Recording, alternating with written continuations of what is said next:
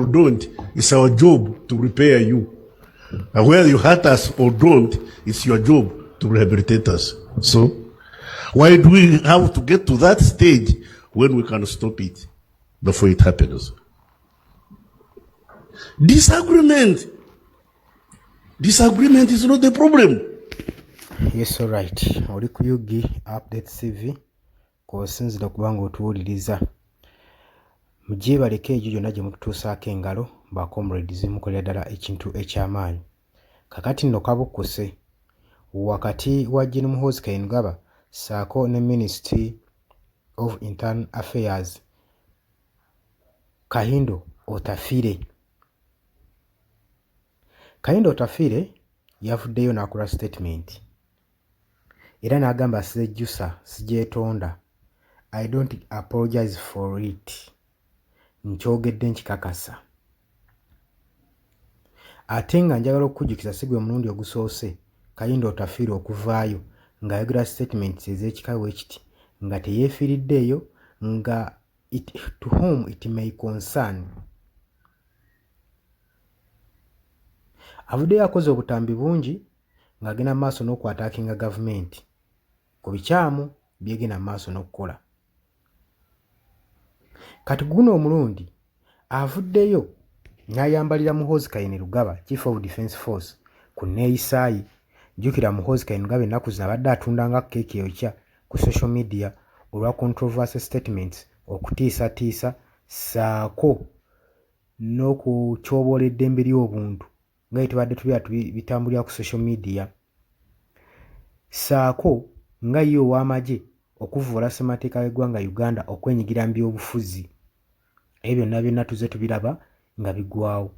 Oli ku Yugi Update CV kw'osinza obba ng'otuwuliriza gwe atannatweyungako, kirya wansi waliwo ekigambo subscribe kikoneko obeere ng'otweyungako. Abali mu diaspora mbatumiddeko nnyo, mukola ky'amaanyi nnyo okubeera ku Yugi Update CV.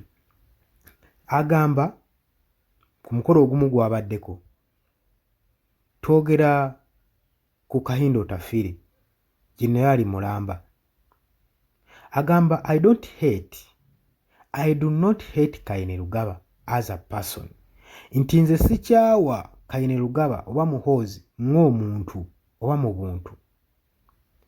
I simply do not want him as a president of Uganda.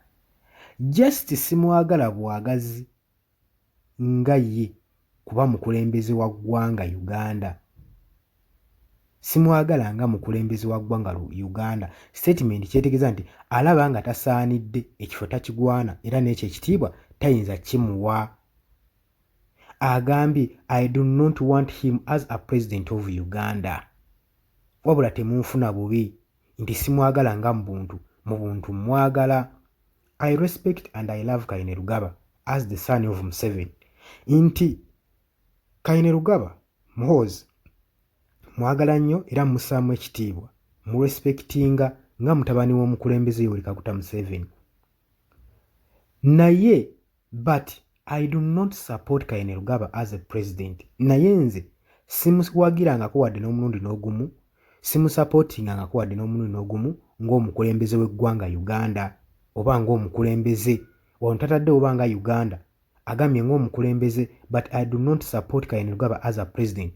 Simusupportinga nga president. Ayinza okuba president w'ekibiina, ayinza okuba president w'amagye nga CDF, yagamba tamusupportinga kuba alaba tabigwana.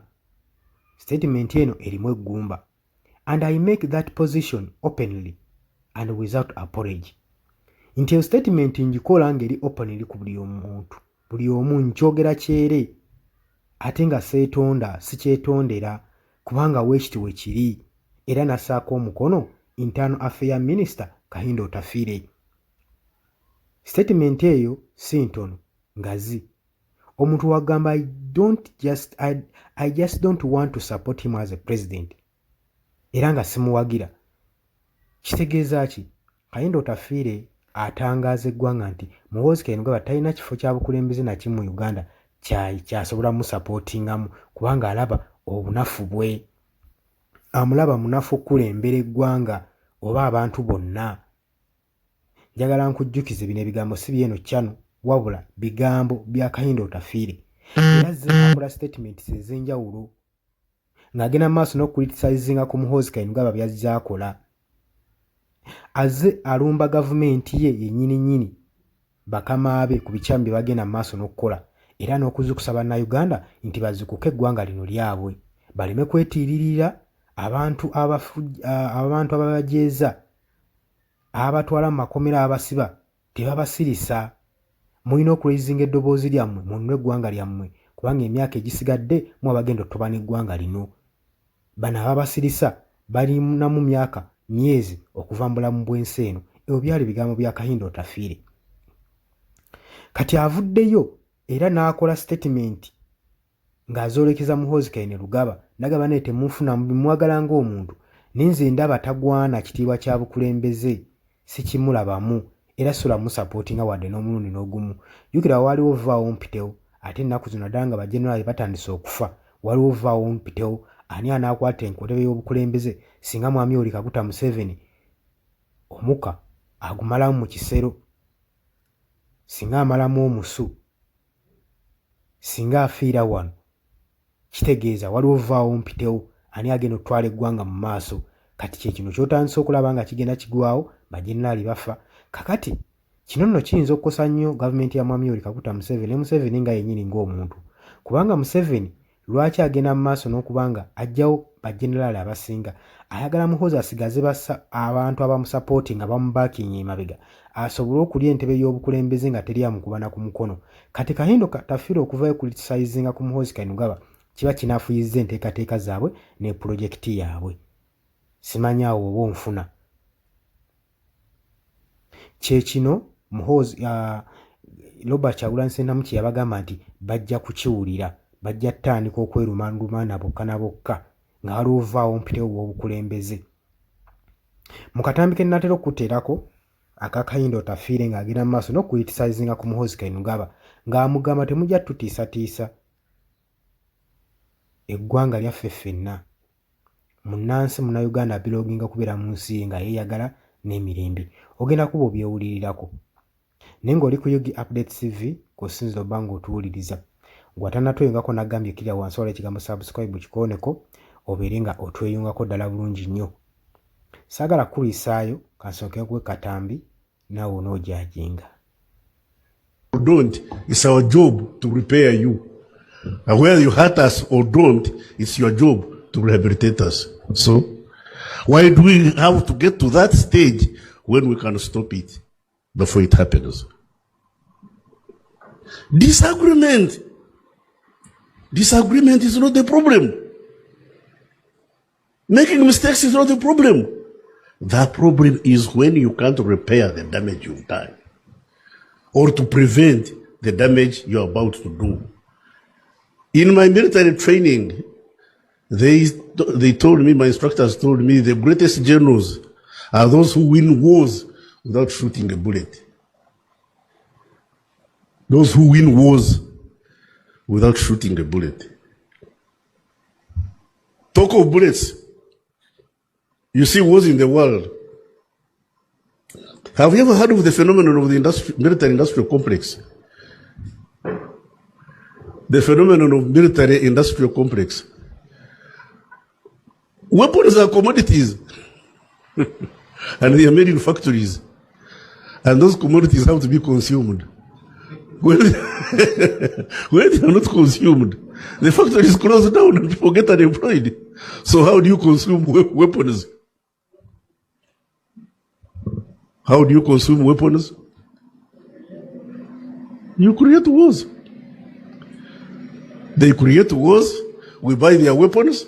We kill each other. Their industries go on. Here we go back begging. Do we manufacture BM in Uganda? No, but we deploy it. Do we make tanks? I'm told Mujira is trying to make some in Ruweru, but we deploy them. Do we make aircrafts? No, we deploy them. So does Rwanda, so does Congo, so does Burundi. And we are consuming all these warcrafts from people who make them, and we pay for that equipment. Chiriowa. And we paying Amin's debts for weapons he bought to kill us? Amin went and bought weapons, used them against us. And we, the survivors, are paying. So, Bwana,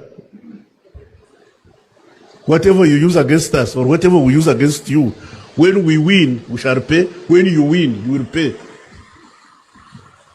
So, the medicine is, let's not fight. Yeah, let's not fight. Let's tell us how to get back on track. Yeah. Tell us how to get back on track. Chego and I, we should also listen to them. That's the best way we shall get back on track. And then we shall all prosper. Then you will not have reason to bury me when you've killed me, when I can't fight anymore. I'm not going to fight with a gun now, but I still have my head.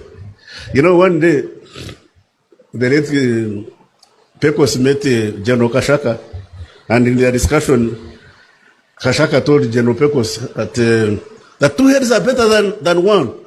Then Pecos said, yeah, 2 heads are better than one, except when the second one is yours. So let's put our 2 heads. Let's put our 2 heads. Tell us where we're going wrong. Let's also feel. In Kiswahili say kuhithi. Let's feel your pain. Let's get to understand each other. Let's not get excited. Like Noop says, for us we are not going to be part of this thing of yours, iPod. But if you are not part of iPod, how shall we know when you are hungry? But I'm suffering from hunger. The man in the kitchen does not know you are hungry. How does he feed you? What you do is come to iPod, grab the ladle and say, don't serve this one, you also give me. When you've given me soup without bread, I say, I also want bread. How come you are giving rukwago meat and chicken? Say, treat us fairly. But if you are outside, nobody will listen to you. And this goes for all episodes in political struggle, including the struggle of Besigye. That Besigye should be tried in a court, condemned or absorbed, is a right. It's a right. So when the department falls under you. DPP is under Chwanuka. Honestly, keeping a man in jail for 8 months, and you say he's guilty. You've not told us what it is. Tell us. Yes, I know he could be guilty as hell, but for as long as we don't know what he has done or not done, for us as laymen, in the court of public opinion, he's innocent. In the court of public opinion, he's innocent until you present him before us and you tell us what he has done. And all the others. No citizen should be incarcerated without fair trial. I've told you this. You may hate me, you may like it. That's up to you. Far as I'm concerned, nothing lost, nothing gained. Bye-bye.